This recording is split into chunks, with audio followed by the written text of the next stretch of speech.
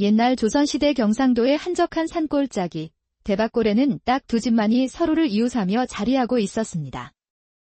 위쪽 언덕에는 기와를 반듯하게 얹은 다나한 양반집이, 아래쪽 평지에는 초가지붕을 얹은 소박한 초가상간이 있었지요. 대박골이란 이름은 사방이 대나무밭으로 둘러싸여 있어 붙여진 이름이었는데, 바람이 불 때마다 댄잎 스치는 소리가 마치 누군가의 속삭임처럼 골짜기를 채웠습니다. 윗집에는 선비 이초씨가 살고 있었습니다. 먼 조상 중에 벼슬을 한 이가 있어 그 덕에 과거를 보지 않고도 양반 행세를 하며 살아가는 인물이었죠.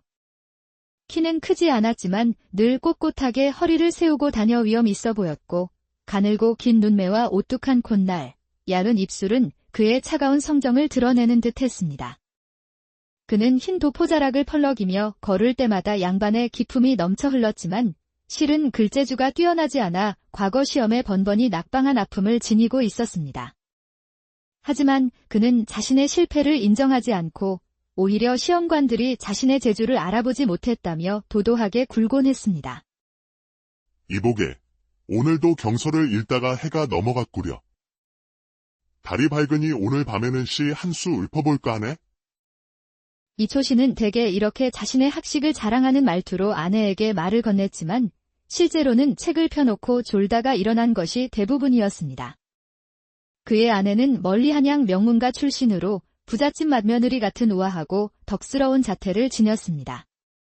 긴 눈썹 아래 맑고 깊은 눈동자, 갸름한 얼굴에 언제나 은은한 미소를 띠고 있었지만 말수가 적어 그 속을 알기 어려웠지요. 남편의 차갑고 무관심한 태도의 부부의 정은 결혼 초기에 이미 식어버린 지 오래였습니다.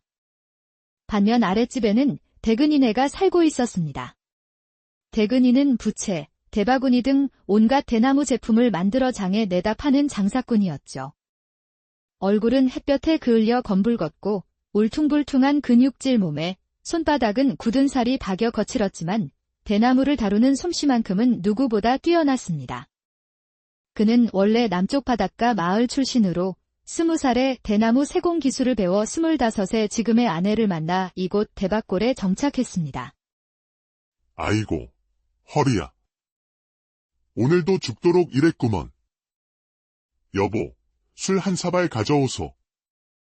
그의 목소리는 우렁차서 윗집 이초씨가 듣고 미간을 찌푸리게 할 정도였습니다. 대근의 아내는 30 초반으로 얼굴이 제법 곱상했지만 입이 거칠고 말이 많았습니다. 동그란 얼굴과 통통한 볼, 항상 웃는 얼굴이라 보는 이의 마음을 편하게 해주었죠. 이렇게 도저히 어울릴 것 없는 두 집안이었지만 이상하게도 두 집의 부인네들은 우물가에서 빨래를 하며 가까워진 사이였습니다. 아이고, 마님. 제 얘기 한번 들어보셔요. 글쎄 그 쌍놈만도 못한 놈팽이가 또 욕지거리를 퍼부었답니다. 제가 박물장수한테 대바구니 한 두름 주고분 한 통 샀다고 얼굴을 이 모양으로 만들어버렸지 뭐예요. 대근이 마누라는 멍이 든 얼굴을 가리키며 한숨을 쉬었습니다. 대근이는 술만 취하면 주먹질을 하는 버릇이 있었기 때문입니다. 그런 일이 있었구려. 조금만 참으면 좋을 텐데. 이초씨 부인은 그저 조용히 미소 지으며 들어줄 뿐 크게 위로하거나 조언하지 않았습니다. 자신의 처지 또한 크게 다르지 않았기 때문이지요. 아이고, 내 팔자야. 그 짐승하고는 정말 못 살겠어요. 어제는 고추장을 좀 늦게 사왔다고 머리채를 잡고 마당을 한 바퀴 돌더군요. 마님은 남편이 선비라 얼마나 좋으세요? 한 번이라도 손찌검하는 일이 있으세요? 사내들이란 다 그러한 법이라네. 우리 집 서방님도 겉으로는 온화해 보이지만 책 읽다가 잘못 이해한 것이 있으면 화를 내곤 한다네. 이초씨 부인은 그렇게 말하며 진짜 속마음은 드러내지 않았습니다. 한편 대근이 마누라는 때때로 이초씨가 도포자락을 펄럭이며 걸어가는 모습을 먼 발치에서 훔쳐보며 남몰래 흠모하고 있었습니다. 혼잣말, 하루를 살더라도 저런 남자와 살아야 하는데 내 복이 없어 저런 양반은 꿈에서나 만나겠구먼. 그녀는 자신의 남편 대근이의 거친 성격과 폭력적인 모습에 지쳐 고상하게 행동하고 말하는 이초씨에게 은밀한 동경을 품게 된 것이었죠. 어느 날 대근이는 만든 물건들을 짊어지고 여러 장터를 돌기 위해 집을 나설 채비를 했습니다. 여보, 일어나시게. 내 지금 떠나야 하네. 서너 군데 장을 돌다 사나흘 후에나 돌아올 것이니 문단속 잘하고 있어야 한다. 장사를 떠날 때만은 유독 다정한 말투로 아내를 대하는 대근이었습니다. 걱정 마세요. 집 잘 지키고 있을게요. 길에서 몸 조심하시고 장사 잘 되길 빌고 있을게요. 남편이 떠나자 대근이 마누라는 한숨을 쉬면서도 며칠간은 편하게 지내겠다는 생각에 쓸쓸한 미소를 지었습니다. 그리고 문득 한 가지 생각이 떠올랐죠. 대근이가 떠난 다음 날 점심 무렵 이초시 부인이 아랫집을 찾아왔습니다. 아이고, 마님. 어쩐 일이세요? 친정 어머니가 편찮으시다는 전가를 받았네. 급히 한양에 다녀와야 할 것 같아. 자네에게 부탁할 게 있어 왔다네. 내가 없는 동안 우리 남편 식사를 좀 챙겨줄 수 있겠나? 나 없이는 끼니조차 제대로 챙기지 않을 테니 말이야. 아이고, 마님. 걱정 마세요. 마침 우리 바깥 양반도 장사 나가 사나흘 뒤에 온다 했으니 초시나리 식사는 제가 잘 차려드릴게요. 대근이 마누라는 가슴이 터질 듯이 기뻤지만 최대한 태연한 척 말했습니다. 사실 걱정되는 것이 하나 더 있는데 요즘 우리 남편이 밤에 종종 악몽을 꾸곤 하거든. 혹시 밤중에 소리를 지르거나 하면 놀라지 말고 따뜻한 차라도 한 잔 올려주면 좋겠네. 그런 일이 있었구먼요. 걱정 마세요, 마님. 제가 정성껏 모시겠습니다. 이것은 밤에도 이초씨를 돌볼 기회를 주는 것만 같아 대근이 마누라는 더욱 흥분했습니다. 이초씨 부인이 떠나자 대근이 마누라는 손뼉을 치며 기뻐했습니다. 그리고는 모처럼의 기회를 놓치지 않기 위해 바로 계획을 세우기 시작했죠. 그날 저녁, 대근이 마누라는 자기 집 씨암탉 한 마리를 잡아 정성껏 닭찜을 하고 각종 나물과 함께 푸짐한 저녁상을 차려 윗집으로 올라갔습니다. 옷도 깨끗이 갈아입고 머리도 단정하게 빗고 평소에 쓰지 않던 비녀까지 꽂아 최대한 곱게 보이려 애썼습니다. 이런, 자네가 이렇게 성찬을 차려오다니. 내 아내도 이만큼 정성을 들이지는 못했네 그려. 아이고, 과찬이십니다. 마님께서 없는 동안 정성껏 모시라고 하셔서 그저 성의를 조금 보인 것뿐이지요. 식사가 끝날 무렵 대근이 마누라는 분내를 풍기며 술상까지 들고 왔습니다. 직접 담근 맑은 청주였지요. 어르신, 술 한 잔 받으시지요. 밤이 깊으니 한 잔 하시면 잠도 잘 오실 테니. 자네도 한잔하지. 혼자 마시기 적적하니 말일세. 술이 몇 순배 돌자 분위기는 풀어졌고 이초씨는 술김에 과거 낙방의 억울함 등을 늘어놓기 시작했습니다. 사실 나는 글재주가 뛰어났네. 그런데 시험관들이 내 재능을 알아보지 못했어. 정말 억울했지. 아이고, 어르신은 너무 훌륭하신데 그런 일이 있으셨다니 정말 안타깝습니다. 저는 어르신 글재주가 하늘에서 내려온 것 같다고 항상 생각했습니다. 밤은 깊어갔고 술에 취한 이초씨는 대근이 마누라의 손을 잡았습니다. 여보게, 자네는 어찌 저런 거친 사내와 살고 있나? 자네같이 고운 여인이? 어르신, 제 팔자가 기구해서 그런가 봅니다. 어르신 같은 양반을 만났다면 얼마나 좋았을까 생각도 해봅니다.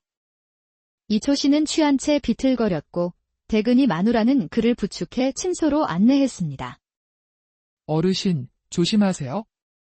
이제 주무실 시간이 된 것 같습니다.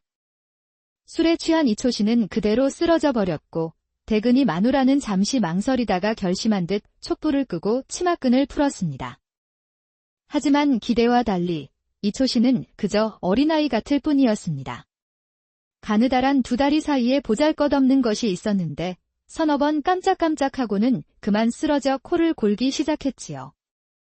대근이 마누라의 열정과 욕망은 차가운 현실 앞에 허망하게 무너져 내렸습니다. 혼잣말, 아이고. 마님한테 큰 죄를 지었구려. 그런데도 일이 허망하다니. 그녀는 한숨을 내쉬며 옷을 추슬러 입고 조용히 방을 나와 집으로 내려왔습니다. 그리고는 그만 남편 대근이가 그리워지는 것이었지요. 혼잣말, 그래도 내 신랑이 으뜸이야. 마님이 불쌍하네. 그런 사람을 신랑이라고 데리고 사니. 쯧쯧. 그런데 그 시각, 30리 떨어진 청풍장터의 한객주집에서는 다른 일이 벌어지고 있었습니다. 장사를 마친 대근이가 깨끗한 옷으로 갈아입고 누군가를 기다리는 듯 담배를 물고 있었죠. 그때 문을 두드리는 소리가 들렸습니다. 문을 열고 들어온 것은 장옷으로 얼굴을 가린 여인, 바로 이초 씨의 부인이었습니다. 오랜만이요, 대근 낭군. 그녀의 얼굴에는 미소가 번지고 있었고 눈빛은 그 어느 때보다 생기 있게 빛나고 있었습니다. 허, 마님도 참으로 대단하시구려. 이 멀리까지. 대근이는 그녀를 반기며 두 팔을 벌려 안았습니다. 두 사람은 이미 오래전부터 비밀스러운 연인 사이였던 것입니다. 그리웠소, 마님. 지난번 만남 이후로 매일 밤 꿈에서도 마님을 찾았소. 나도 그리웠어요, 대근 낭군. 하루하루가 지옥 같았죠? 이초 씨의 냉담함에 지쳐있던 부인에게 대근이의 거칠면서도 따뜻한 관심은 새로운 위안이 되었고 두 사람은 그렇게 금지된 사랑을 키워왔습니다. 이번에는 얼마나 머물 수 있소? 이틀은 있을 수 있소. 친정에 간다고 했으니 사흘 뒤에 돌아가면 될 것 같소.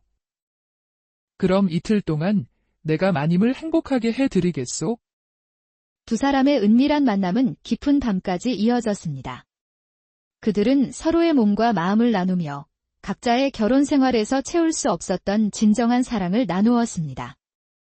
대근이의 강인함과 열정은 이초시 부인에게 새로운 기쁨을 안겨주었고 부인의 우아함과 부드러움은 대근이에게 큰 위안이 되었습니다. 당신과 함께 있으면 세상 모든 근심이 사라진답니다. 나도 마찬가지요. 낭군님이야말로 내 삶의 빛이요. 그렇게 대박골의 두 집안에는 각기 다른 욕망과 비밀이 교차하는 밤이 깊어가고 옛날 조선시대 경상도의 한적한 산골짜기, 대박골에는 딱 두 집만이 서로를 이웃하며 자리하고 있었습니다. 위쪽 언덕에는 기와를 반듯하게 얹은 다나한 양반집이, 아래쪽 평지에는 초가지붕을 얹은 소박한 초가상간이 있었지요. 대박골이란 이름은 사방이 대나무밭으로 둘러싸여 있어 붙여진 이름이었는데 바람이 불 때마다 댄잎 스치는 소리가 마치 누군가의 속삭임처럼 골짜기를 채웠습니다. 윗집에는 선비 이초씨가 살고 있었습니다. 먼 조상 중에 벼슬을 한 이가 있어 그 덕에 과거를 보지 않고도 양반 행세를 하며 살아가는 인물이었죠. 키는 크지 않았지만 늘 꼿꼿하게 허리를 세우고 다녀 위엄 있어 보였고 가늘고 긴 눈매와 오뚝한 콧날, 얇은 입술은 그의 차가운 성정을 드러내는 듯 했습니다. 그는 흰 도포자락을 펄럭이며 걸을 때마다 양반의 기품이 넘쳐 흘렀지만 실은 글재주가 뛰어나지 않아 과거 시험에 번번이 낙방한 아픔을 지니고 있었습니다. 하지만 그는 자신의 실패를 인정하지 않고 오히려 시험관들이 자신의 재주를 알아보지 못했다며 도도하게 굴곤 했습니다. 이보게, 오늘도 경서를 읽다가 해가 넘어갔구려. 달이 밝으니 오늘 밤에는 시 한 수 읊어볼까 하네? 이초씨는 대개 이렇게 자신의 학식을 자랑하는 말투로 아내에게 말을 건넸지만 실제로는 책을 펴놓고 졸다가 일어난 것이 대부분이었습니다. 그의 아내는 멀리 한양 명문가 출신으로 부잣집 맏며느리 같은 우아하고 덕스러운 자태를 지녔습니다. 긴 눈썹 아래 맑고 깊은 눈동자, 갸름한 얼굴에 언제나 은은한 미소를 띠고 있었지만 말수가 적어 그 속을 알기 어려웠지요.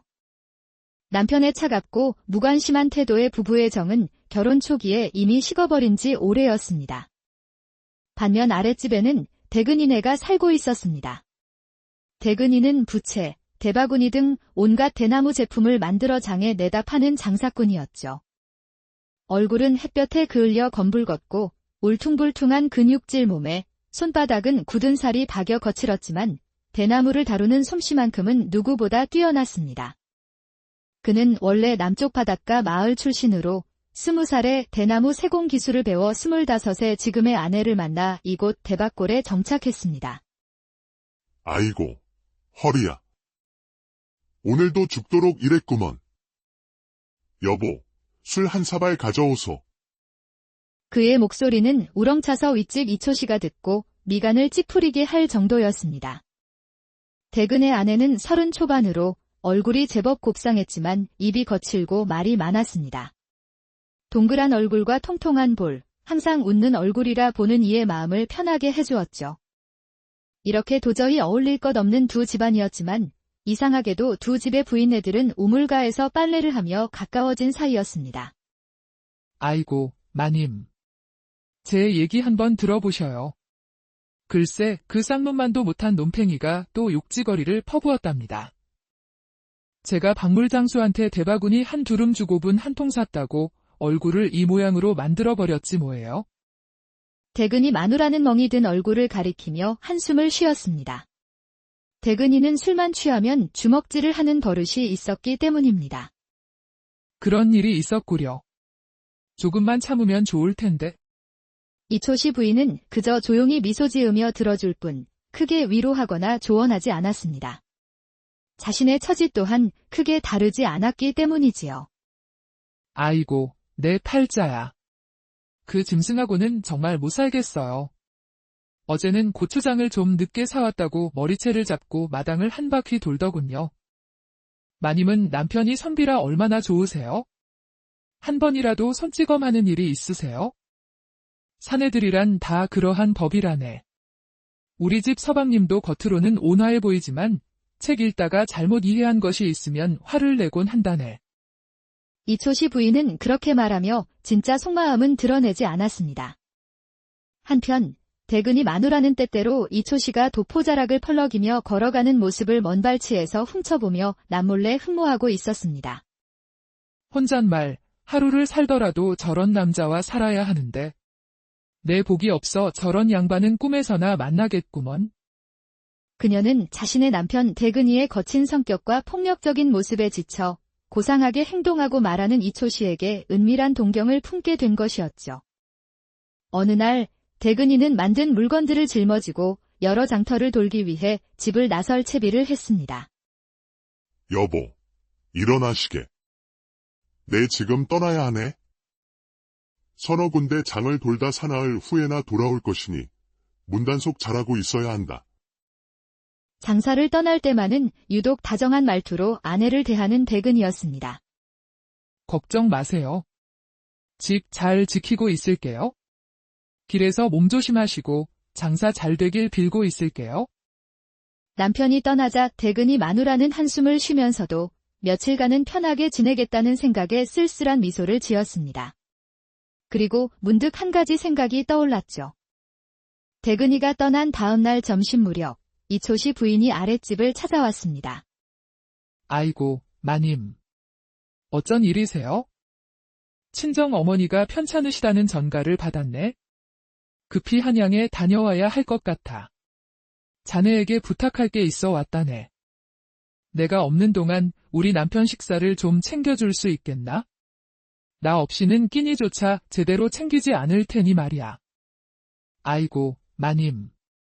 걱정 마세요. 마침 우리 바깥 양반도 장사 나가 사나흘 뒤에 온다 했으니 초시나리 식사는 제가 잘 차려드릴게요.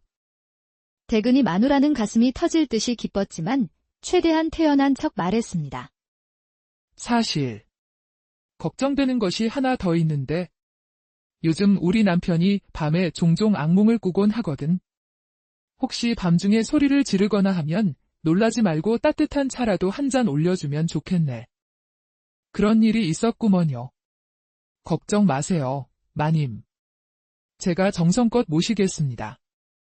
이것은 밤에도 이초씨를 돌볼 기회를 주는 것만 같아 대근이 마누라는 더욱 흥분했습니다. 이초씨 부인이 떠나자 대근이 마누라는 손뼉을 치며 기뻐했습니다. 그리고는 모처럼의 기회를 놓치지 않기 위해 바로 계획을 세우기 시작했죠. 그날 저녁 대근이 마누라는 자기 집 시암탈 한 마리를 잡아 정성껏 닭찜을 하고 각종 나물과 함께 푸짐한 저녁상을 차려 윗집으로 올라갔습니다. 옷도 깨끗이 갈아입고 머리도 단정하게 빗고 평소에 쓰지 않던 비녀까지 꽂아 최대한 곱게 보이려 애썼습니다. 이런, 자네가 이렇게 성찬을 차려오다니. 내 아내도 이만큼 정성을 들이지는 못했네 그려. 아이고, 과찬이십니다. 마님께서 없는 동안 정성껏 모시라고 하셔서 그저 성의를 조금 보인 것뿐이지요. 식사가 끝날 무렵 대근이 마누라는 분내를 풍기며 술상까지 들고 왔습니다. 직접 담근 맑은 청주였지요. 어르신, 술 한 잔 받으시지요. 밤이 깊으니 한 잔 하시면 잠도 잘 오실 테니. 자네도 한잔하지. 혼자 마시기 적적하니 말일세. 술이 몇 순배 돌자 분위기는 풀어졌고 이초 씨는 술김에 과거 낙방의 억울함 등을 늘어놓기 시작했습니다. 사실 나는 글재주가 뛰어났네. 그런데 시험관들이 내 재능을 알아보지 못했어. 정말 억울했지. 아이고, 어르신은 너무 훌륭하신데 그런 일이 있으셨다니 정말 안타깝습니다. 저는 어르신 글재주가 하늘에서 내려온 것 같다고 항상 생각했습니다. 밤은 깊어갔고 술에 취한 이초 씨는 대근이 마누라의 손을 잡았습니다. 여보게, 자네는 어찌 저런 거친 사내와 살고 있나? 자네같이 고운 여인이? 어르신, 제 팔자가 기구해서 그런가 봅니다. 어르신 같은 양반을 만났다면 얼마나 좋았을까 생각도 해봅니다. 이초 씨는 취한 채 비틀거렸고 대근이 마누라는 그를 부축해 침소로 안내했습니다. 어르신, 조심하세요. 이제 주무실 시간이 된 것 같습니다. 술에 취한 이초 씨는 그대로 쓰러져 버렸고 대근이 마누라는 잠시 망설이다가 결심한 듯 촛불을 끄고 치마끈을 풀었습니다. 하지만 기대와 달리 이초 씨는 그저 어린아이 같을 뿐이었습니다.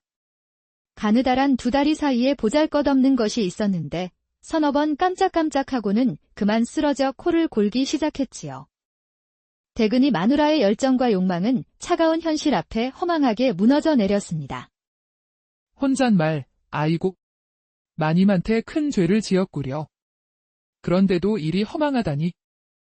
그녀는 한숨을 내쉬며 옷을 추슬러 입고 조용히 방을 나와 집으로 내려왔습니다. 그리고는 그만 남편 대근이가 그리워지는 것이었지요. 혼잣말, 그래도 내 신랑이 으뜸이야. 마님이 불쌍하네. 그런 사람을 신랑이라고 데리고 사니. 쯧쯧. 그런데 그 시각 30리 떨어진 청풍장터의 한객주집에서는 다른 일이 벌어지고 있었습니다. 장사를 마친 대근이가 깨끗한 옷으로 갈아입고 누군가를 기다리는 듯 담배를 물고 있었죠. 그때 문을 두드리는 소리가 들렸습니다. 문을 열고 들어온 것은 장옷으로 얼굴을 가린 여인, 바로 이초 씨의 부인이었습니다. 오랜만이요, 대근 낭군. 그녀의 얼굴에는 미소가 번지고 있었고 눈빛은 그 어느 때보다 생기있게 빛나고 있었습니다. 허, 마님도 참으로 대단하시구려. 이 멀리까지.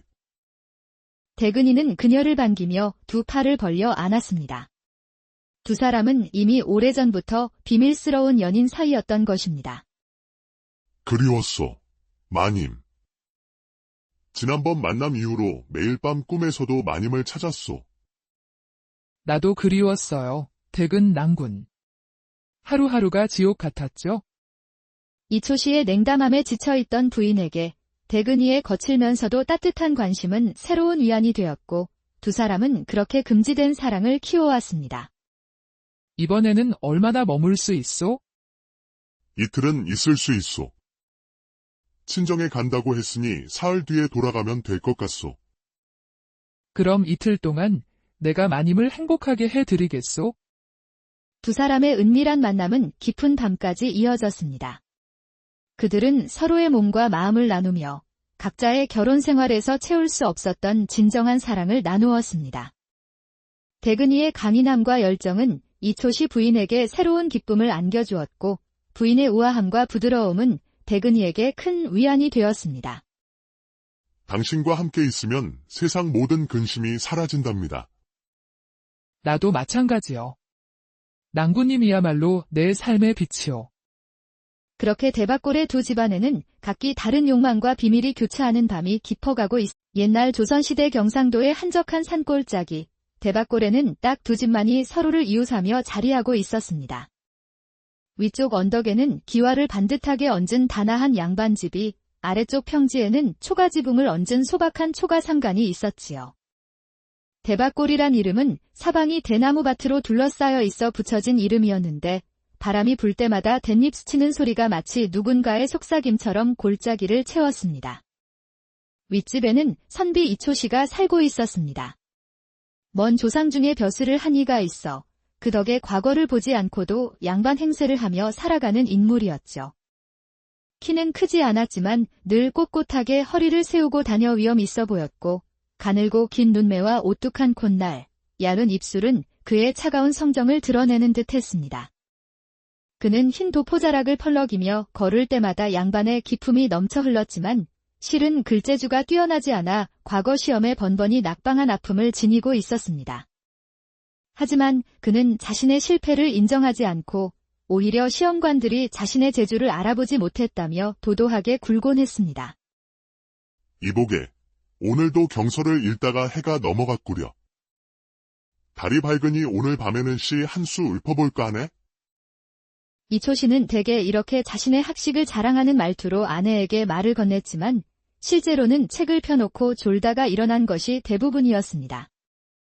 그의 아내는 멀리 한양 명문가 출신으로 부잣집 맏며느리 같은 우아하고 덕스러운 자태를 지녔습니다. 긴 눈썹 아래 맑고 깊은 눈동자, 갸름한 얼굴에 언제나 은은한 미소를 띠고 있었지만 말수가 적어 그 속을 알기 어려웠지요. 남편의 차갑고 무관심한 태도의 부부의 정은 결혼 초기에 이미 식어버린 지 오래였습니다. 반면 아랫집에는 대근이네가 살고 있었습니다. 대근이는 부채, 대바구니 등 온갖 대나무 제품을 만들어 장에 내다 파는 장사꾼이었죠. 얼굴은 햇볕에 그을려 검붉었고 울퉁불퉁한 근육질 몸에 손바닥은 굳은 살이 박여 거칠었지만 대나무를 다루는 솜씨만큼은 누구보다 뛰어났습니다.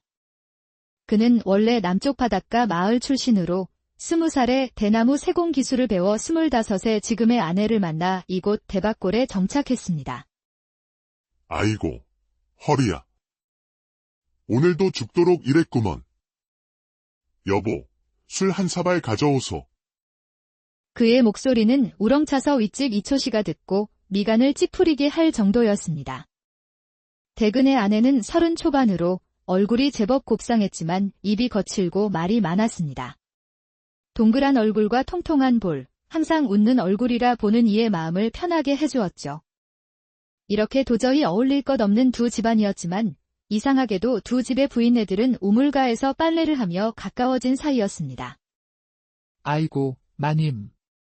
제 얘기 한번 들어보셔요. 글쎄 그 쌍놈만도 못한 놈팽이가 또 욕지거리를 퍼부었답니다. 제가 박물장수한테 대바구니 한 두름 주고분 한 통 샀다고 얼굴을 이 모양으로 만들어버렸지 뭐예요. 대근이 마누라는 멍이 든 얼굴을 가리키며 한숨을 쉬었습니다. 대근이는 술만 취하면 주먹질을 하는 버릇이 있었기 때문입니다. 그런 일이 있었구려. 조금만 참으면 좋을 텐데. 이초씨 부인은 그저 조용히 미소 지으며 들어줄 뿐 크게 위로하거나 조언하지 않았습니다. 자신의 처지 또한 크게 다르지 않았기 때문이지요. 아이고, 내 팔자야. 그 짐승하고는 정말 못 살겠어요. 어제는 고추장을 좀 늦게 사왔다고 머리채를 잡고 마당을 한 바퀴 돌더군요. 마님은 남편이 선비라 얼마나 좋으세요? 한 번이라도 손찌검하는 일이 있으세요? 사내들이란 다 그러한 법이라네. 우리 집 서방님도 겉으로는 온화해 보이지만 책 읽다가 잘못 이해한 것이 있으면 화를 내곤 한다네. 이초씨 부인은 그렇게 말하며 진짜 속마음은 드러내지 않았습니다. 한편 대근이 마누라는 때때로 이초씨가 도포자락을 펄럭이며 걸어가는 모습을 먼 발치에서 훔쳐보며 남몰래 흠모하고 있었습니다. 혼잣말, 하루를 살더라도 저런 남자와 살아야 하는데 내 복이 없어 저런 양반은 꿈에서나 만나겠구먼. 그녀는 자신의 남편 대근이의 거친 성격과 폭력적인 모습에 지쳐 고상하게 행동하고 말하는 이초씨에게 은밀한 동경을 품게 된 것이었죠. 어느 날 대근이는 만든 물건들을 짊어지고 여러 장터를 돌기 위해 집을 나설 채비를 했습니다. 여보, 일어나시게. 내 지금 떠나야 하네. 서너 군데 장을 돌다 사나흘 후에나 돌아올 것이니 문단속 잘하고 있어야 한다. 장사를 떠날 때만은 유독 다정한 말투로 아내를 대하는 대근이었습니다. 걱정 마세요. 집 잘 지키고 있을게요. 길에서 몸 조심하시고 장사 잘 되길 빌고 있을게요. 남편이 떠나자 대근이 마누라는 한숨을 쉬면서도 며칠간은 편하게 지내겠다는 생각에 쓸쓸한 미소를 지었습니다. 그리고 문득 한 가지 생각이 떠올랐죠. 대근이가 떠난 다음 날 점심 무렵 이초씨 부인이 아랫집을 찾아왔습니다. 아이고, 마님. 어쩐 일이세요? 친정 어머니가 편찮으시다는 전가를 받았네. 급히 한양에 다녀와야 할 것 같아. 자네에게 부탁할 게 있어 왔다네. 내가 없는 동안 우리 남편 식사를 좀 챙겨줄 수 있겠나? 나 없이는 끼니조차 제대로 챙기지 않을 테니 말이야. 아이고, 마님. 걱정 마세요.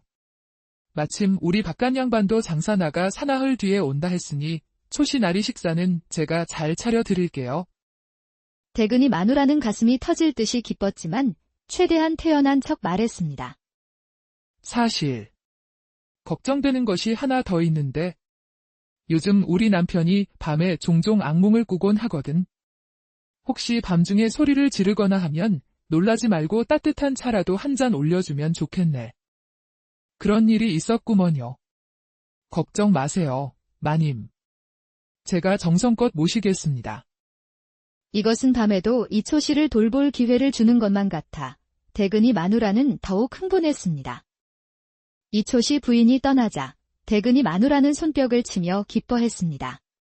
그리고는 모처럼의 기회를 놓치지 않기 위해 바로 계획을 세우기 시작했죠. 그날 저녁 대근이 마누라는 자기 집 시암탈 한 마리를 잡아 정성껏 닭찜을 하고 각종 나물과 함께 푸짐한 저녁상을 차려 윗집으로 올라갔습니다. 옷도 깨끗이 갈아입고 머리도 단정하게 빗고 평소에 쓰지 않던 비녀까지 꽂아 최대한 곱게 보이려 애썼습니다. 이런, 자네가 이렇게 성찬을 차려오다니. 내 아내도 이만큼 정성을 들이지는 못했네 그려. 아이고, 과찬이십니다. 마님께서 없는 동안 정성껏 모시라고 하셔서 그저 성의를 조금 보인 것뿐이지요. 식사가 끝날 무렵 대근이 마누라는 분내를 풍기며 술상까지 들고 왔습니다. 직접 담근 맑은 청주였지요. 어르신, 술 한 잔 받으시지요. 밤이 깊으니 한 잔 하시면 잠도 잘 오실 테니. 자네도 한잔하지. 혼자 마시기 적적하니 말일세. 술이 몇 순배 돌자 분위기는 풀어졌고 이초씨는 술김에 과거 낙방의 억울함 등을 늘어놓기 시작했습니다. 사실 나는 글재주가 뛰어났네. 그런데 시험관들이 내 재능을 알아보지 못했어. 정말 억울했지. 아이고, 어르신은 너무 훌륭하신데 그런 일이 있으셨다니 정말 안타깝습니다. 저는 어르신 글재주가 하늘에서 내려온 것 같다고 항상 생각했습니다. 밤은 깊어갔고 술에 취한 이초씨는 대근이 마누라의 손을 잡았습니다. 여보게, 자네는 어찌 저런 거친 사내와 살고 있나? 자네같이 고운 여인이? 어르신, 제 팔자가 기구해서 그런가 봅니다. 어르신 같은 양반을 만났다면 얼마나 좋았을까 생각도 해봅니다. 이초씨는 취한 채 비틀거렸고 대근이 마누라는 그를 부축해 침소로 안내했습니다. 어르신, 조심하세요. 이제 주무실 시간이 된 것 같습니다. 술에 취한 이초씨는 그대로 쓰러져 버렸고 대근이 마누라는 잠시 망설이다가 결심한 듯 촛불을 끄고 치마끈을 풀었습니다. 하지만 기대와 달리 이초씨는 그저 어린아이 같을 뿐이었습니다. 가느다란 두 다리 사이에 보잘것없는 것이 있었는데 서너 번 깜짝깜짝하고는 그만 쓰러져 코를 골기 시작했지요. 대근이 마누라의 열정과 욕망은 차가운 현실 앞에 허망하게 무너져 내렸습니다. 혼잣말, 아이고. 마님한테 큰 죄를 지었구려. 그런데도 일이 허망하다니.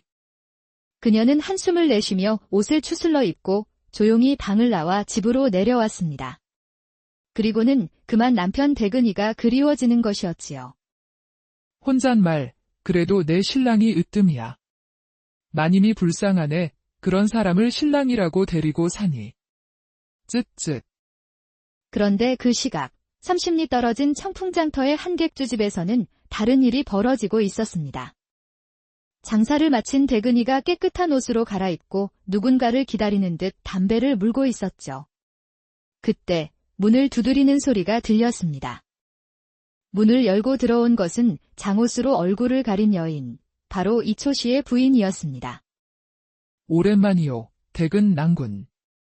그녀의 얼굴에는 미소가 번지고 있었고 눈빛은 그 어느 때보다 생기있게 빛나고 있었습니다. 허, 마님도 참으로 대단하시구려. 이 멀리까지. 대근이는 그녀를 반기며 두 팔을 벌려 안았습니다. 두 사람은 이미 오래전부터 비밀스러운 연인 사이였던 것입니다. 그리웠소, 마님. 지난번 만남 이후로 매일 밤 꿈에서도 마님을 찾았소. 나도 그리웠어요, 대근 낭군.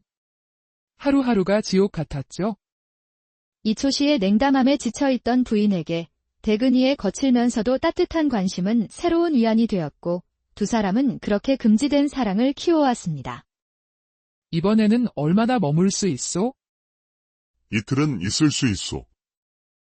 친정에 간다고 했으니 사흘 뒤에 돌아가면 될 것 같소. 그럼 이틀 동안 내가 마님을 행복하게 해드리겠소? 두 사람의 은밀한 만남은 깊은 밤까지 이어졌습니다. 그들은 서로의 몸과 마음을 나누며 각자의 결혼 생활에서 채울 수 없었던 진정한 사랑을 나누었습니다. 대근이의 강인함과 열정은 이초시 부인에게 새로운 기쁨을 안겨주었고 부인의 우아함과 부드러움은 대근이에게 큰 위안이 되었습니다. 당신과 함께 있으면 세상 모든 근심이 사라진답니다. 나도 마찬가지요. 낭군님이야말로 내 삶의 빛이요. 그렇게 대박골의 두 집안에는 각기 다른 욕망과 비밀이 교차하는 밤이 깊어가고 옛날 조선시대 경상도의 한적한 산골짜기, 대박골에는 딱 두 집만이 서로를 이웃하며 자리하고 있었습니다. 위쪽 언덕에는 기와를 반듯하게 얹은 다나한 양반집이, 아래쪽 평지에는 초가지붕을 얹은 소박한 초가상간이 있었지요. 대박골이란 이름은 사방이 대나무밭으로 둘러싸여 있어 붙여진 이름이었는데 바람이 불 때마다 댄잎 스치는 소리가 마치 누군가의 속삭임처럼 골짜기를 채웠습니다. 윗집에는 선비 이초씨가 살고 있었습니다. 먼 조상 중에 벼슬을 한 이가 있어 그 덕에 과거를 보지 않고도 양반 행세를 하며 살아가는 인물이었죠. 키는 크지 않았지만 늘 꼿꼿하게 허리를 세우고 다녀 위엄 있어 보였고 가늘고 긴 눈매와 오뚝한 콧날, 얇은 입술은 그의 차가운 성정을 드러내는 듯했습니다. 그는 흰 도포자락을 펄럭이며 걸을 때마다 양반의 기품이 넘쳐 흘렀지만 실은 글재주가 뛰어나지 않아 과거 시험에 번번이 낙방한 아픔을 지니고 있었습니다. 하지만 그는 자신의 실패를 인정하지 않고 오히려 시험관들이 자신의 재주를 알아보지 못했다며 도도하게 굴곤 했습니다. 이보게, 오늘도 경서를 읽다가 해가 넘어갔구려. 달이 밝으니 오늘 밤에는 시 한 수 읊어볼까 하네? 이초씨는 대개 이렇게 자신의 학식을 자랑하는 말투로 아내에게 말을 건넸지만 실제로는 책을 펴놓고 졸다가 일어난 것이 대부분이었습니다. 그의 아내는 멀리 한양 명문가 출신으로 부잣집 맏며느리 같은 우아하고 덕스러운 자태를 지녔습니다. 긴 눈썹 아래 맑고 깊은 눈동자, 갸름한 얼굴에 언제나 은은한 미소를 띠고 있었지만 말수가 적어 그 속을 알기 어려웠지요. 남편의 차갑고 무관심한 태도의 부부의 정은 결혼 초기에 이미 식어버린 지 오래였습니다. 반면 아랫집에는 대근이네가 살고 있었습니다. 대근이는 부채, 대바구니 등 온갖 대나무 제품을 만들어 장에 내다 파는 장사꾼이었죠. 얼굴은 햇볕에 그을려 검붉었고 울퉁불퉁한 근육질 몸에 손바닥은 굳은 살이 박여 거칠었지만 대나무를 다루는 솜씨만큼은 누구보다 뛰어났습니다. 그는 원래 남쪽 바닷가 마을 출신으로 20살에 대나무 세공 기술을 배워 25에 지금의 아내를 만나 이곳 대박골에 정착했습니다. 아이고, 허리야. 오늘도 죽도록 일했구먼. 여보, 술 한 사발 가져오소. 그의 목소리는 우렁차서 윗집 이초씨가 듣고 미간을 찌푸리게 할 정도였습니다. 대근의 아내는 30 초반으로 얼굴이 제법 곱상했지만 입이 거칠고 말이 많았습니다. 동그란 얼굴과 통통한 볼, 항상 웃는 얼굴이라 보는 이의 마음을 편하게 해주었죠. 이렇게 도저히 어울릴 것 없는 두 집안이었지만 이상하게도 두 집의 부인네들은 우물가에서 빨래를 하며 가까워진 사이였습니다. 아이고, 마님. 제 얘기 한번 들어보셔요. 글쎄 그 쌍놈만도 못한 놈팽이가 또 욕지거리를 퍼부었답니다. 제가 박물장수한테 대바구니 한 두름 주고분 한 통 샀다고 얼굴을 이 모양으로 만들어버렸지 뭐예요. 대근이 마누라는 멍이 든 얼굴을 가리키며 한숨을 쉬었습니다. 대근이는 술만 취하면 주먹질을 하는 버릇이 있었기 때문입니다. 그런 일이 있었구려. 조금만 참으면 좋을 텐데. 이초씨 부인은 그저 조용히 미소 지으며 들어줄 뿐 크게 위로하거나 조언하지 않았습니다.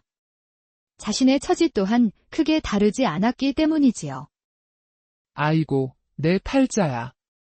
그 짐승하고는 정말 못 살겠어요. 어제는 고추장을 좀 늦게 사왔다고 머리채를 잡고 마당을 한 바퀴 돌더군요. 마님은 남편이 선비라 얼마나 좋으세요? 한 번이라도 손찌검하는 일이 있으세요? 사내들이란 다 그러한 법이라네.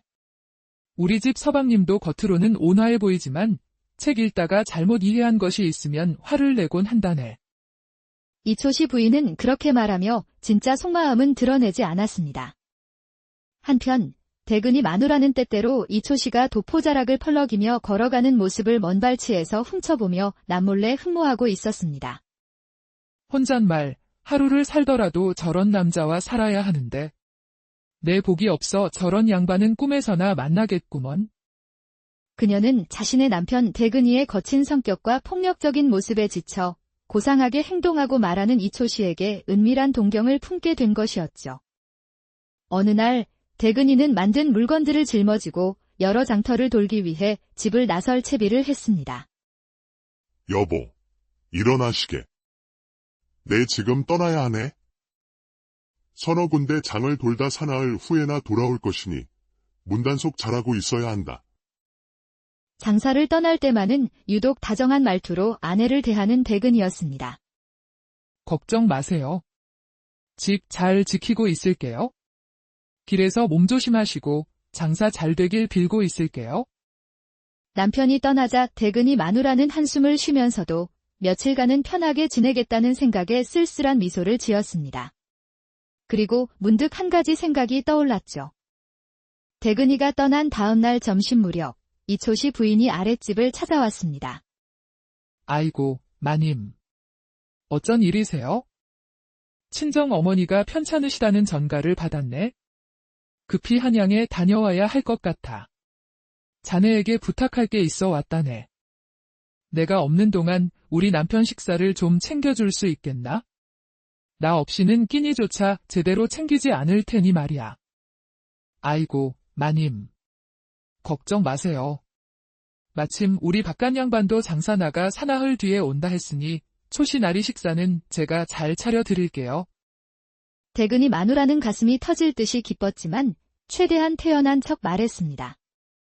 사실 걱정되는 것이 하나 더 있는데 요즘 우리 남편이 밤에 종종 악몽을 꾸곤 하거든.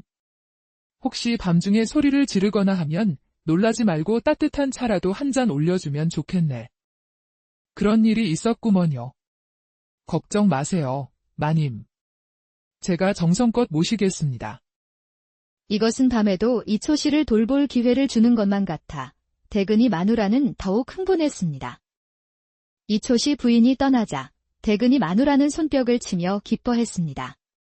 그리고는 모처럼의 기회를 놓치지 않기 위해 바로 계획을 세우기 시작했죠. 그날 저녁 대근이 마누라는 자기 집 시암탈 한 마리를 잡아 정성껏 닭찜을 하고 각종 나물과 함께 푸짐한 저녁상을 차려 윗집으로 올라갔습니다. 옷도 깨끗이 갈아입고 머리도 단정하게 빗고 평소에 쓰지 않던 비녀까지 꽂아 최대한 곱게 보이려 애썼습니다. 이런, 자네가 이렇게 성찬을 차려오다니. 내 아내도 이만큼 정성을 들이지는 못했네 그려. 아이고, 과찬이십니다. 마님께서 없는 동안 정성껏 모시라고 하셔서 그저 성의를 조금 보인 것뿐이지요. 식사가 끝날 무렵 대근이 마누라는 분내를 풍기며 술상까지 들고 왔습니다. 직접 담근 맑은 청주였지요. 어르신, 술 한 잔 받으시지요. 밤이 깊으니 한 잔 하시면 잠도 잘 오실 테니. 자네도 한잔하지. 혼자 마시기 적적하니 말일세. 술이 몇 순배 돌자 분위기는 풀어졌고 이초 씨는 술김에 과거 낙방의 억울함 등을 늘어놓기 시작했습니다. 사실 나는 글재주가 뛰어났네.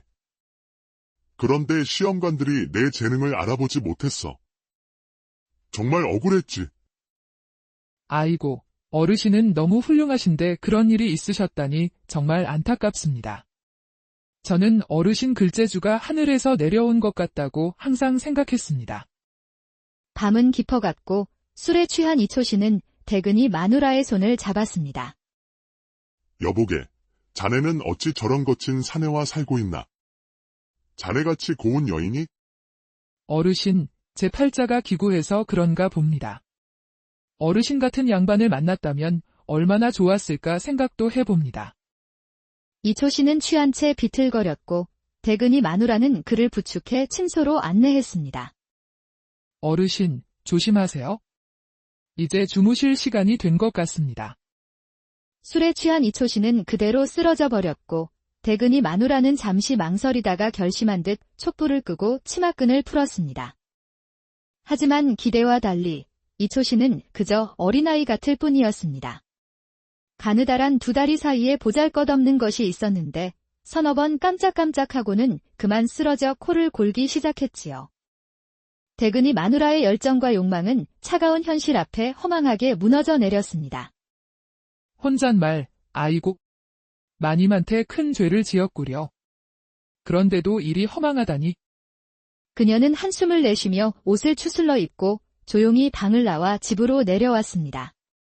그리고는 그만 남편 대근이가 그리워지는 것이었지요. 혼잣말, 그래도 내 신랑이 으뜸이야. 마님이 불쌍하네. 그런 사람을 신랑이라고 데리고 사니. 쯧쯧. 그런데 그 시각 30리 떨어진 청풍장터의 한 객주집에서는 다른 일이 벌어지고 있었습니다. 장사를 마친 대근이가 깨끗한 옷으로 갈아입고 누군가를 기다리는 듯 담배를 물고 있었죠. 그때 문을 두드리는 소리가 들렸습니다. 문을 열고 들어온 것은 장옷으로 얼굴을 가린 여인, 바로 이초 씨의 부인이었습니다. 오랜만이요, 대근 낭군. 그녀의 얼굴에는 미소가 번지고 있었고 눈빛은 그 어느 때보다 생기있게 빛나고 있었습니다. 허, 마님도 참으로 대단하시구려. 이 멀리까지. 대근이는 그녀를 반기며 두 팔을 벌려 안았습니다. 두 사람은 이미 오래전부터 비밀스러운 연인 사이였던 것입니다. 그리웠소, 마님. 지난번 만남 이후로 매일 밤 꿈에서도 마님을 찾았소. 나도 그리웠어요, 대근 낭군. 하루하루가 지옥 같았죠?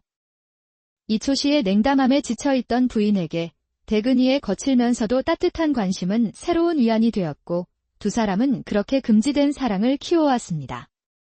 이번에는 얼마나 머물 수 있소? 이틀은 있을 수 있소. 친정에 간다고 했으니 사흘 뒤에 돌아가면 될 것 같소. 그럼 이틀 동안 내가 마님을 행복하게 해드리겠소? 두 사람의 은밀한 만남은 깊은 밤까지 이어졌습니다. 그들은 서로의 몸과 마음을 나누며 각자의 결혼 생활에서 채울 수 없었던 진정한 사랑을 나누었습니다. 대근이의 강인함과 열정은 이초시 부인에게 새로운 기쁨을 안겨주었고 부인의 우아함과 부드러움은 대근이에게 큰 위안이 되었습니다. 당신과 함께 있으면 세상 모든 근심이 사라진답니다. 나도 마찬가지요. 낭군님이야말로 내 삶의 빛이요. 그렇게 대박골의 두 집안에는 각기 다른 욕망과 비밀이 교차하는 밤이 깊어가고 옛날 조선시대 경상도의 한적한 산골짜기, 대박골에는 딱 두 집만이 서로를 이웃하며 자리하고 있었습니다. 위쪽 언덕에는 기와를 반듯하게 얹은 다나한 양반집이, 아래쪽 평지에는 초가지붕을 얹은 소박한 초가상간이 있었지요. 대박골이란 이름은 사방이 대나무밭으로 둘러싸여 있어 붙여진 이름이었는데, 바람이 불 때마다 댄잎 스치는 소리가 마치 누군가의 속삭임처럼 골짜기를 채웠습니다. 윗집에는 선비 이초씨가 살고 있었습니다. 먼 조상 중에 벼슬을 한 이가 있어 그 덕에 과거를 보지 않고도 양반 행세를 하며 살아가는 인물이었죠. 키는 크지 않았지만 늘 꼿꼿하게 허리를 세우고 다녀 위험 있어 보였고, 가늘고 긴 눈매와 오뚝한 콧날, 얇은 입술은 그의 차가운 성정을 드러내는 듯 했습니다. 그는 흰 도포자락을 펄럭이며 걸을 때마다 양반의 기품이 넘쳐 흘렀지만, 실은 글재주가 뛰어나지 않아 과거 시험에 번번이 낙방한 아픔을 지니고 있었습니다. 하지만 그는 자신의 실패를 인정하지 않고 오히려 시험관들이 자신의 재주를 알아보지 못했다며 도도하게 굴곤 했습니다. 이보게, 오늘도 경서를 읽다가 해가 넘어갔구려. 달이 밝으니 오늘 밤에는 시 한 수 읊어볼까 하네? 이초씨는 대개 이렇게 자신의 학식을 자랑하는 말투로 아내에게 말을 건넸지만 실제로는 책을 펴놓고 졸다가 일어난 것이 대부분이었습니다. 그의 아내는 멀리 한양 명문가 출신으로 부잣집 맏며느리 같은 우아하고 덕스러운 자태를 지녔습니다. 긴 눈썹 아래 맑고 깊은 눈동자, 갸름한 얼굴에 언제나 은은한 미소를 띠고 있었지만 말수가 적어 그 속을 알기 어려웠지요. 남편의 차갑고 무관심한 태도의 부부의 정은 결혼 초기에 이미 식어버린 지 오래였습니다. 반면 아랫집에는 대근이네가 살고 있었습니다. 대근이는 부채, 대바구니 등 온갖 대나무 제품을 만들어 장에 내다 파는 장사꾼이었죠. 얼굴은 햇볕에 그을려 검붉었고 울퉁불퉁한 근육질 몸에 손바닥은 굳은 살이 박여 거칠었지만 대나무를 다루는 솜씨만큼은 누구보다 뛰어났습니다. 그는 원래 남쪽 바닷가 마을 출신으로 20살에 대나무 세공 기술을 배워 25에 지금의 아내를 만나 이곳 대박골에 정착했습니다. 아이고, 허리야. 오늘도 죽도록 일했구먼. 여보, 술 한 사발 가져오소. 그의 목소리는 우렁차서 윗집 이초씨가 듣고 미간을 찌푸리게 할 정도였습니다. 대근의 아내는 30 초반으로 얼굴이 제법 곱상했지만 입이 거칠고 말이 많았습니다. 동그란 얼굴과 통통한 볼, 항상 웃는 얼굴이라 보는 이의 마음을 편하게 해주었죠. 이렇게 도저히 어울릴 것 없는 두 집안이었지만 이상하게도 두 집의 부인네들은 우물가에서 빨래를 하며 가까워진 사이였습니다. 아이고, 마님. 제 얘기 한번 들어보셔요. 글쎄, 그 쌍놈만도 못한 놈팽이가 또 욕지거리를 퍼부었답니다. 제가 박물장수한테 대바구니 한 두름 주고분 한 통 샀다고 얼굴을 이 모양으로 만들어버렸지 뭐예요. 대근이 마누라는 멍이 든 얼굴을 가리키며 한숨을 쉬었습니다. 대근이는 술만 취하면 주먹질을 하는 버릇이 있었기 때문입니다. 그런 일이 있었구려. 조금만 참으면 좋을 텐데. 이초씨 부인은 그저 조용히 미소 지으며 들어줄 뿐 크게 위로하거나 조언하지 않았습니다. 자신의 처지 또한 크게 다르지 않았기 때문이지요. 아이고, 내 팔자야. 그 짐승하고는 정말 못 살겠어요. 어제는 고추장을 좀 늦게 사왔다고 머리채를 잡고 마당을 한 바퀴 돌더군요. 마님은 남편이 선비라 얼마나 좋으세요? 한 번이라도 손찌검하는 일이 있으세요? 사내들이란 다 그러한 법이라네. 우리 집 서방님도 겉으로는 온화해 보이지만 책 읽다가 잘못 이해한 것이 있으면 화를 내곤 한다네. 이초씨 부인은 그렇게 말하며 진짜 속마음은 드러내지 않았습니다. 한편 대근이 마누라는 때때로 이초씨가 도포자락을 펄럭이며 걸어가는 모습을 먼 발치에서 훔쳐보며 남몰래 흠모하고 있었습니다.